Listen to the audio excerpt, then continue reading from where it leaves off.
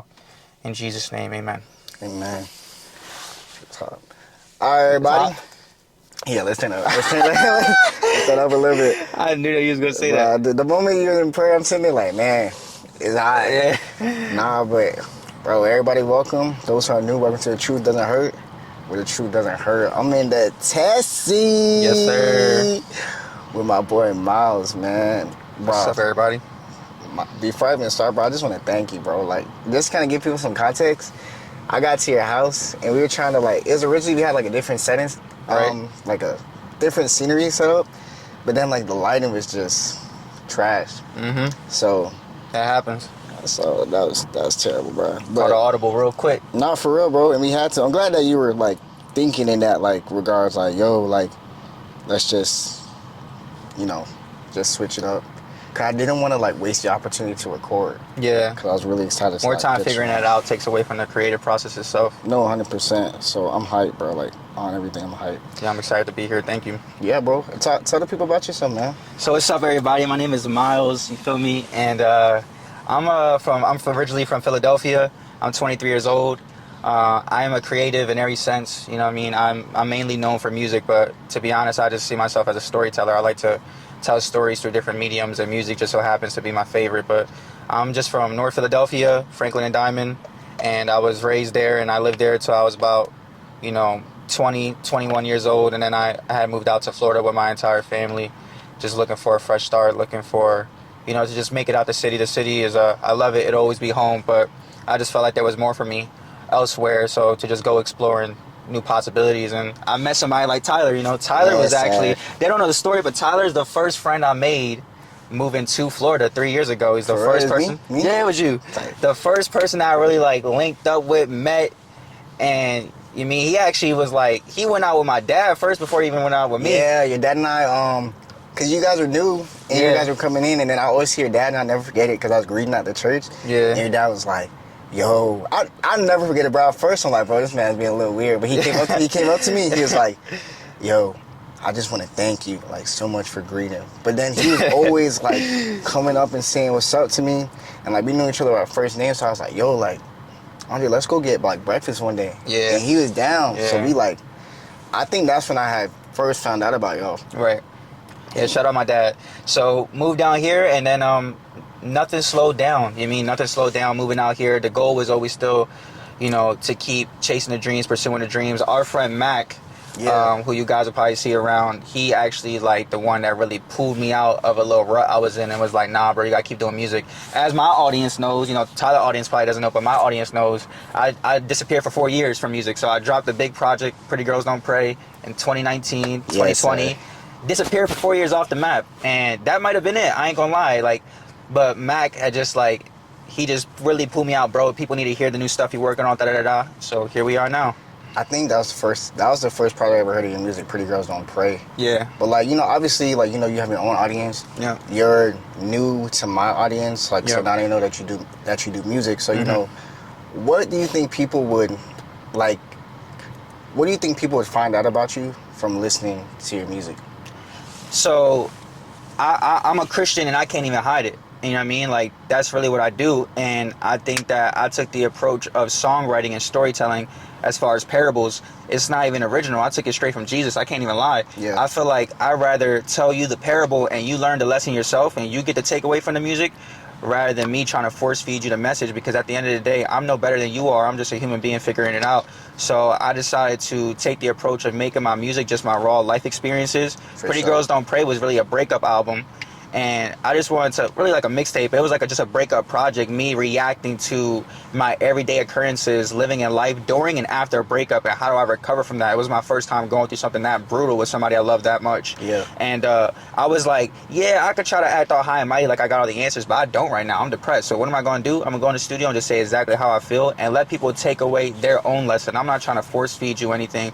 I just want you to relate. If you could just hear something I said and it remind you of something you went through or your current situation, then in my my opinion, I succeeded. So my songs are really like parables. They like many little stories, and that was in that era. And then in this era that I'm in now, which is, you know, newer, it's a bit different. Yeah. I'm trying to create the soundtrack to your life. That's my concept. I like that. I want my songs to be the songs that you make your favorite memories to. Yeah. You know what I mean? So I've noticed that my last album, it was kind of like in your bag, in your emotions, and your feelings, and that's cool, but coming back after 4 years, I didn't want to come back and make people sad again, or, oh, she broke my heart. Yeah. I was like, nah, we gonna turn up now. I'm gonna give you songs that you could just smile to, laugh to, dance to, and that's what Are We was. That's what Motion Sickness will be. That's what this whole new era is all about. It's just, you know, the songs that you play at the parties, the weddings, the reunions, all that, summertime, the beach.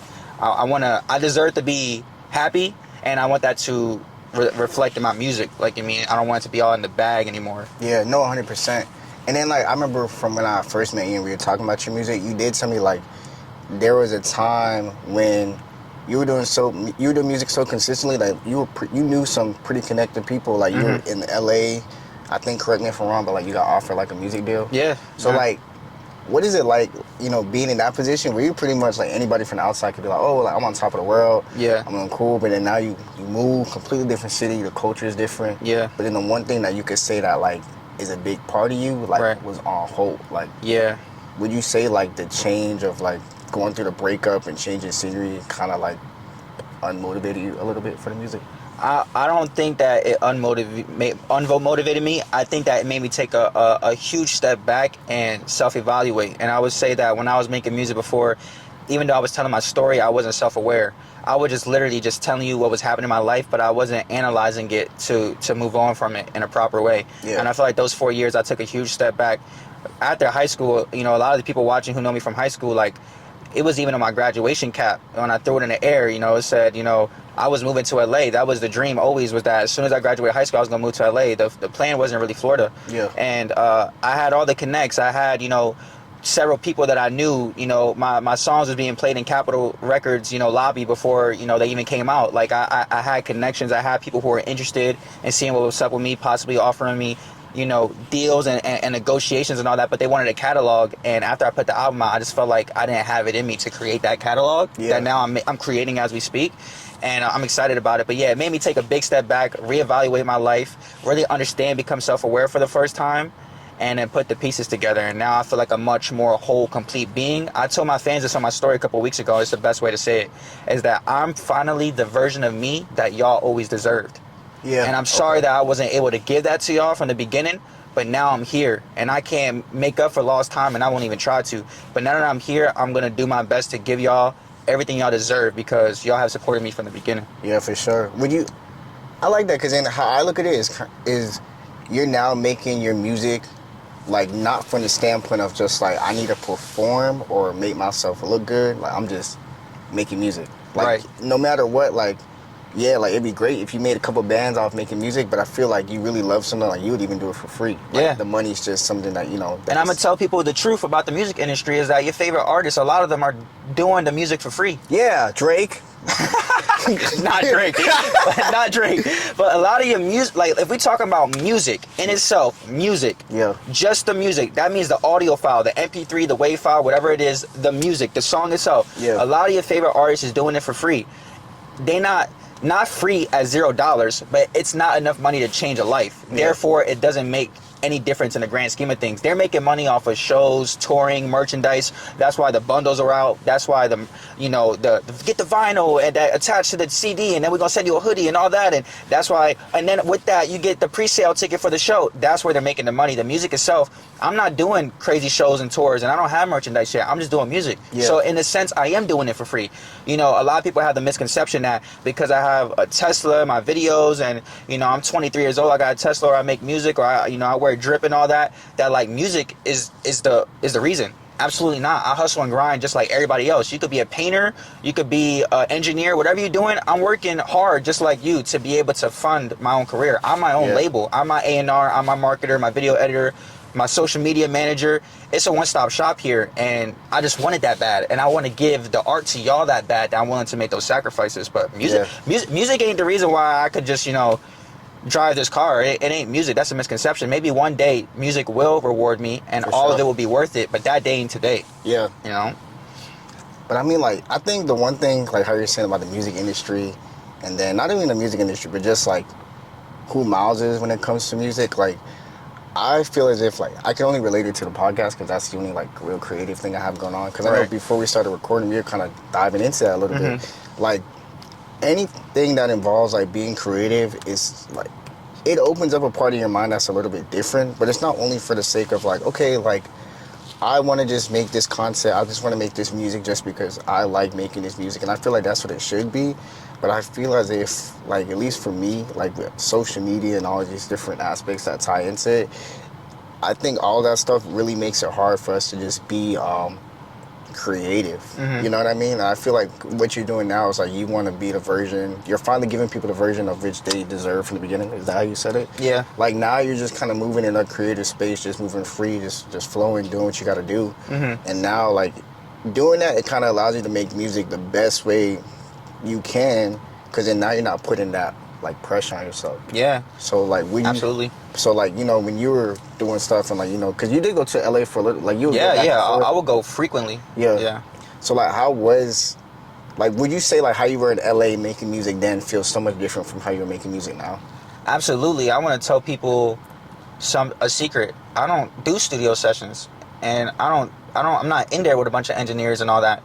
I make my music in my bedroom. And that's how it started. And then when I started to go into LA and all that, you know, I started to, like, think, oh, maybe I should. So then when I first got to Florida, I was recording in a local studio and doing all that, and it just didn't feel right. So I had to go back to my bedroom where it all started.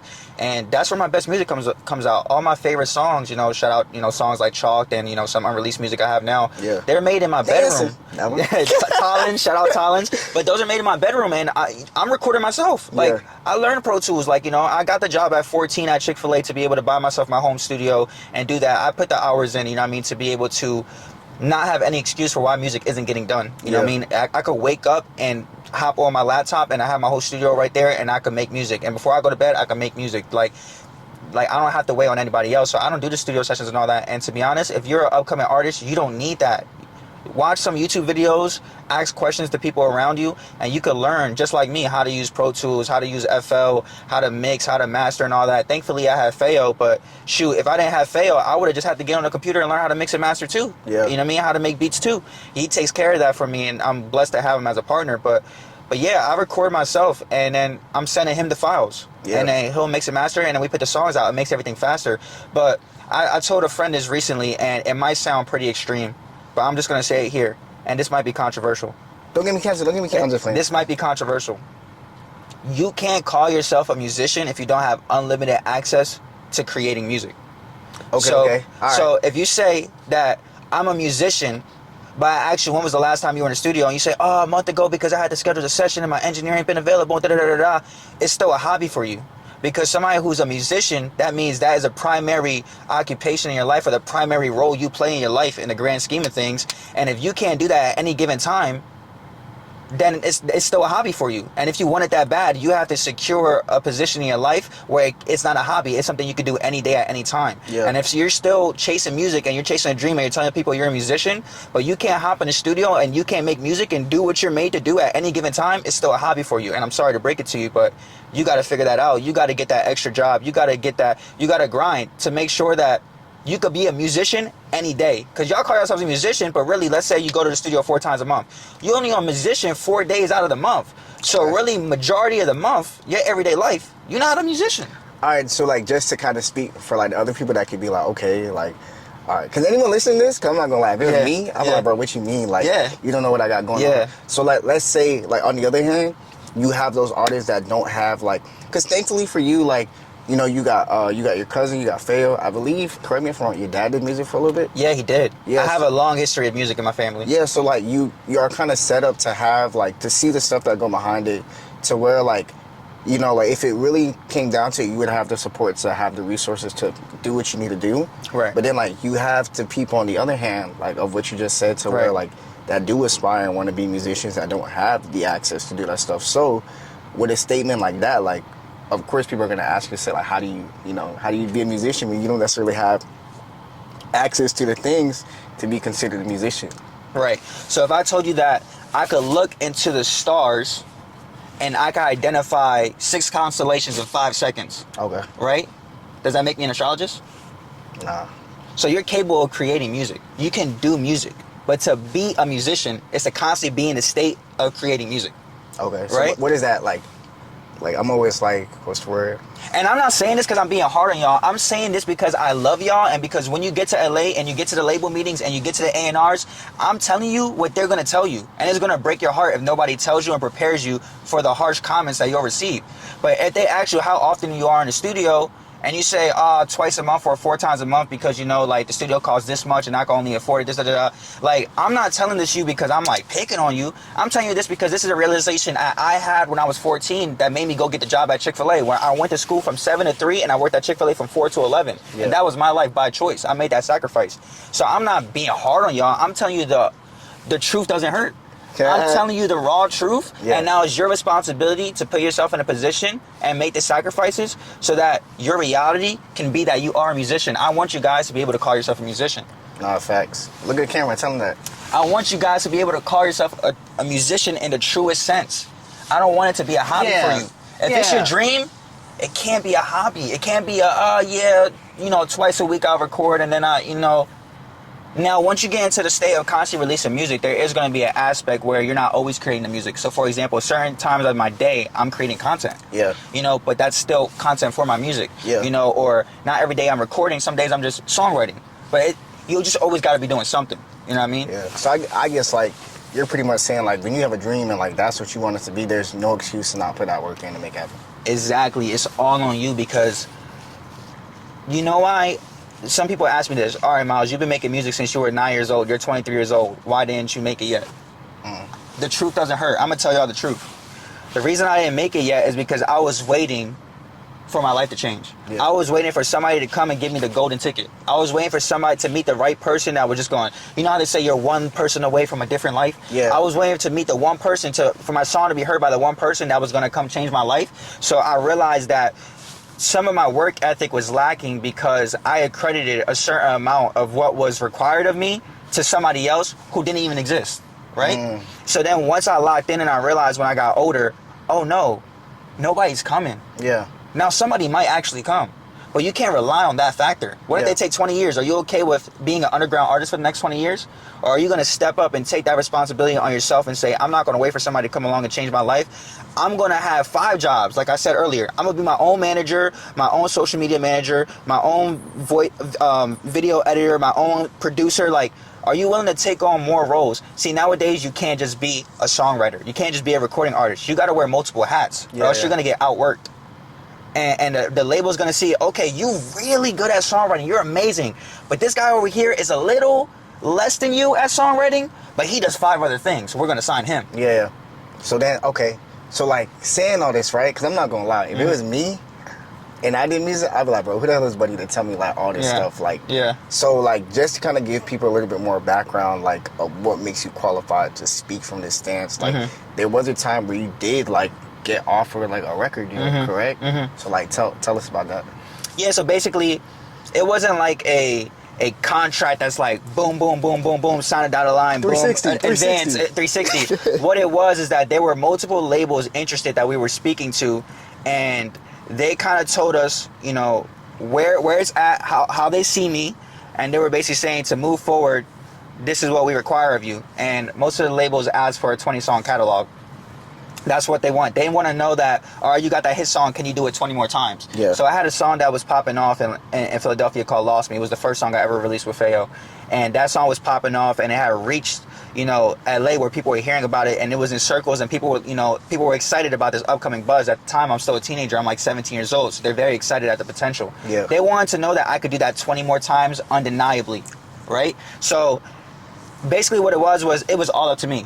You mean if I wanted the deal, I could have went in there, locked in, made the 20 songs, came back to them, gave them the 20 songs, and then signed the deal. But before it got to that point, I had heard from very trusted advisors in my life the horrors of these record labels and the deals and the LA life and moving to LA and leaving everything and going over there and what it's like. And I had decided that I had enough faith in God and in my story to take a different route. For sure. So I decided, all right, it might be a risk to just like not grind and slave away and give them the 20-song catalog next month or in the end of, or I think it was like 3 months where we were just gonna lock in for like a summer and get it done and send it to them. Like, I could have did that, or I could have took the risk and be like, actually, you know what, I'm gonna figure out how to do this myself. The scariest part, and I'm gonna tell you guys right now, the truth doesn't hurt, the scariest part is that I didn't have a large fan base or audience yet, and I was about to entertain signing a deal. Nobody should entertain signing a deal if you don't have your own audience and buzz yet, because what the label is going to do is they're going to give it to you. They're going to give you the audience, but now your whole career is in their hands because they're responsible for making it happen. They're responsible for making it pop. So now all the margins go up. Yeah. Now they can take higher percentages. They're going to keep your masters. They're going to keep your merchandise rights. They're going to keep your radio rights and all that, because that's where industry plan comes from. They basically are handing you a career because you're good at music, but you don't have the fan base yet. And with no fan base, again, you're also not a musician. For example, if I'm making music and I want to be a upcoming musician, but nobody's hearing the music. Yeah. What's the point? It's like, what do they have to I'm doing it for myself. I'm making music I like so I can hear, and my dad could hear and you could hear. But if you're not reaching mass audiences, do you really want to like blow up? Is that what you're doing it for? Yeah. So if they hand you a career like wrapped up with a bow, here's your career. They gonna make sure they remind you at any given moment when you try to get more and try to increase your value. Wait. We made you. Yeah. Like we made you in a lab. Like, yeah. We created you. It's almost like we're your creator. We own you. Yeah, slavery. Right? Exactly. So I was a kid, and I was just excited at the fact that I was talking to Def Jam and Capital. I was just excited to be knowing A&Rs in Rock Nation. I was just excited just to hear those words, those buzzwords, those keywords. Oh my God, it stimulates memories, right? Yeah. But I wasn't thinking about how dangerous it would have been, and I'm so glad I didn't move forward with any of those conversations, and I just kept my head down. I learned more about myself. I matured, and now if I were to blow right now, I know that I have the character to match the level of responsibility that comes with the fame and the influence. Back then, I think the weight of it would have crumbled me. Yeah, and I like you said that, like, not just the fame part, but the influence. Like, music is such a, like, influential. Like, me, like, if I'm listening to, like, Maverick City, Hillsong, like, yeah, like, everything's good, God is good. Yeah, for sure. Bro, if NBA Youngboy come on. Oh, yeah, you want to spin a block. Like, I could be doing, like, 90 and a 30. Yeah. And then, like, Drake come on, I feel like all the girls, like, it's just music, like, whether people want to admit it or not, music shapes people, like, in that moment, or just in general, depending on who you listen to. But then the thing is, like, when you talk about the influence, or going back to where you said that, like, like, some people just have the music, but they don't have no fan base. Yeah. And, like, you have to understand, like, if you want your music to blow up, like, people have to listen to it.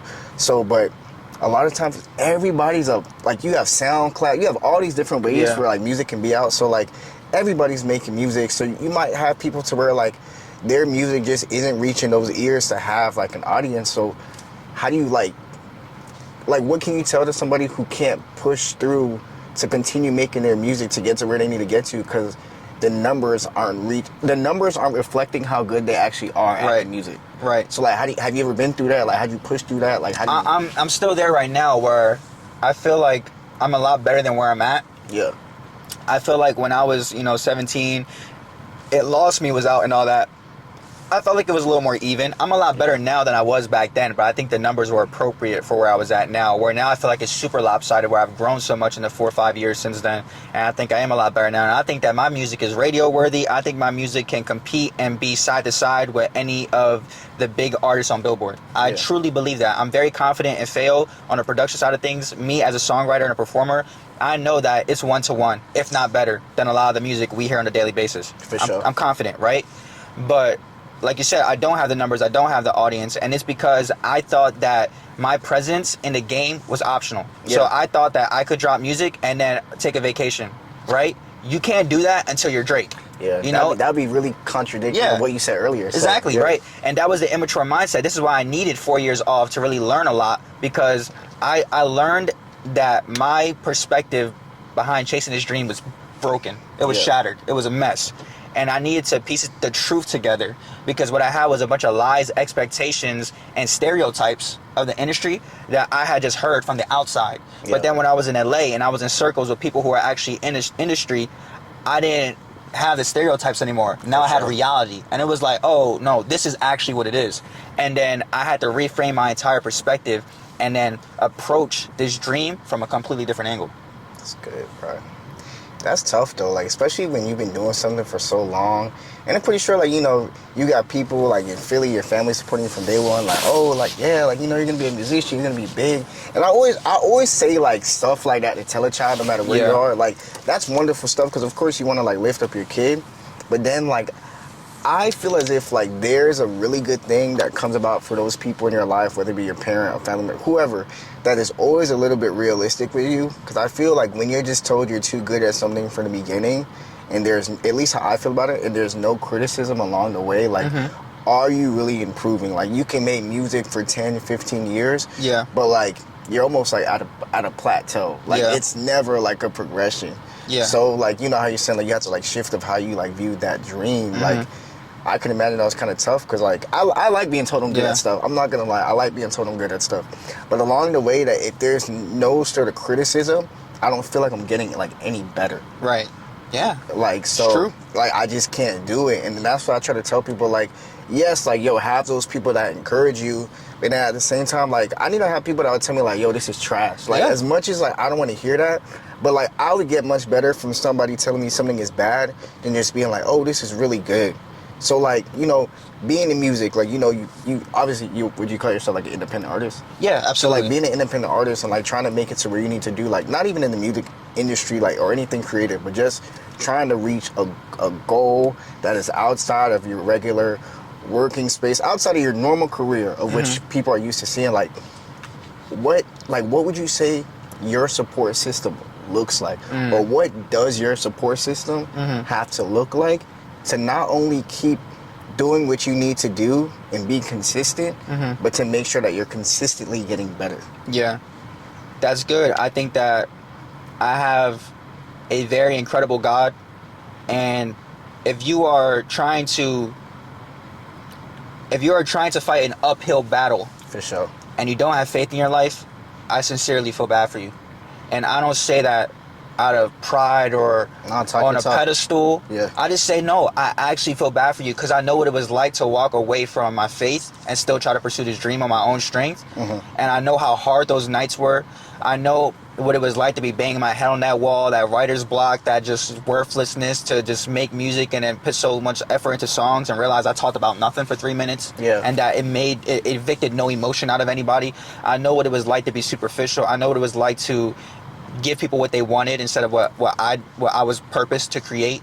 And I sincerely feel bad for you. I feel like faith is the only support system that lasts. For example, like, family is the second closest, but there will be times when your father's a human and you're a human, and your mother's a human and you're a human, and same thing with your siblings.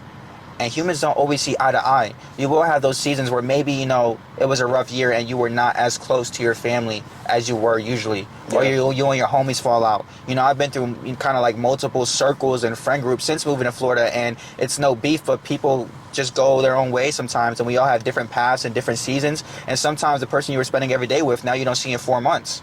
And they might have somebody else doing their life that they're spending every day with.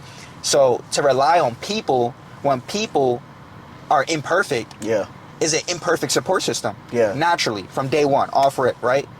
The only thing that is perfect is God. Amen. And if you want a perfect support system, put your faith in Him. And like I said, I'm a very faith-based artist.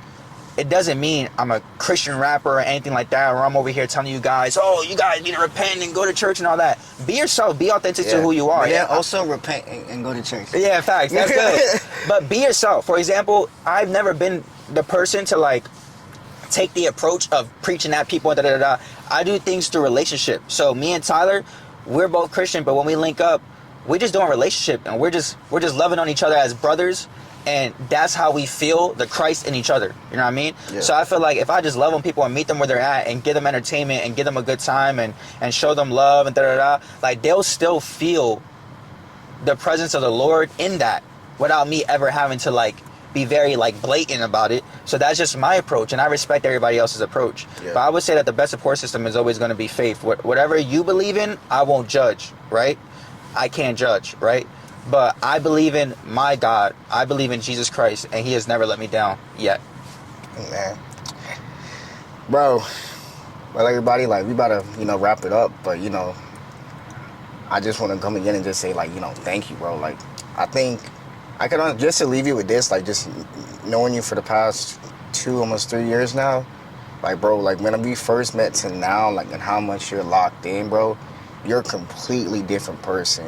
Yeah, but like appreciate that. In the best way, bro. Like the last month time we were catching up and like we talked about all the different things you have going on, bro. Like and just how you would like talk about your music now is so different, and there's like a level of focus that you have now that's so admirable. And I like to where like you just are out the way, like and like no one can convince you to get out of the house, like you make your mind up, and I think that's a really great thing, bro. So when it comes to the music, like I genuinely believe that you will make it to where you need to be. Don't get caught up on the amount of time it takes. Yeah, but for sure.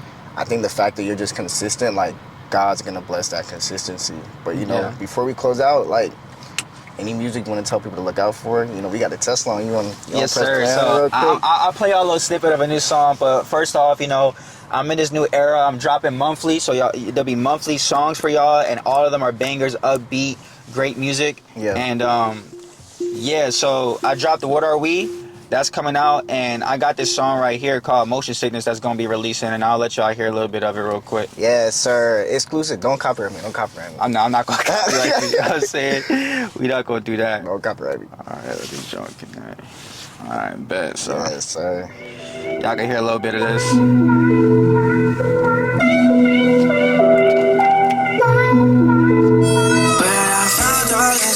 Almost made it all last night. You made a left at the right. You've been crashing out all night. If you call that love, you're twisting.